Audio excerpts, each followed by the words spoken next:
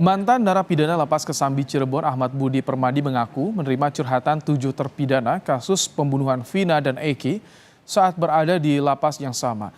Ketujuh terpidana menyebut dipaksa mengaku sebagai pembunuh Vina dan Eki.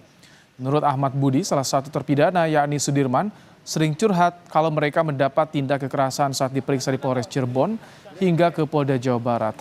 Para terpidana mengaku Ahmad Budi saat itu mereka tidak ada pilihan lain untuk berkata tidak atas kasus pembunuhan Vina dan Eki yang terjadi 2016 silam.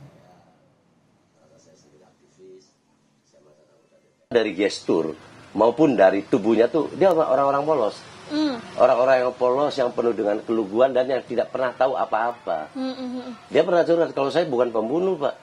Itu, loh, kenapa Anda tidak mengaku itu di persidangan? Saya nggak berani. Nah, katanya pengakuan mereka, di mana proses pem-BAP-an tadi penuh dengan kekerasan.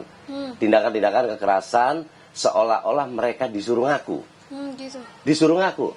Beberapa minggu mungkin di Polresta, kemudian para tersangka ya pasti tersangka dibawa ke Polda. Di Polda pun mendapat perlakuan yang sama.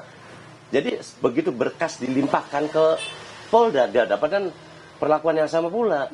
Jadi saya punya pemikiran terkesan di dalam rangka proses pem-BAP-an ini terpidana atau terdakwa itu tidak boleh mengatakan tidak, harus mengakuin.